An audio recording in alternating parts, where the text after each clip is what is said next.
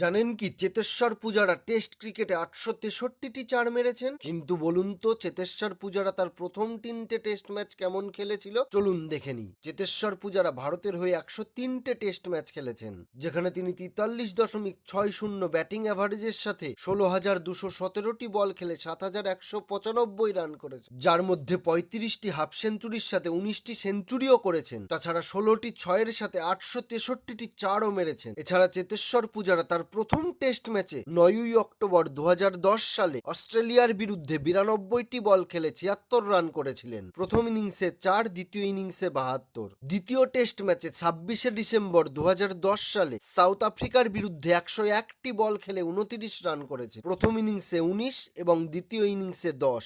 তৃতীয় টেস্ট ম্যাচে 2রা জানুয়ারি 2011 সালে সাউথ আফ্রিকার বিরুদ্ধেই 14টি বল খেলে 2 রান করেছিল। প্রথম ইনিংসে 2 এবং দ্বিতীয় ইনিংসে ব্যাট করেন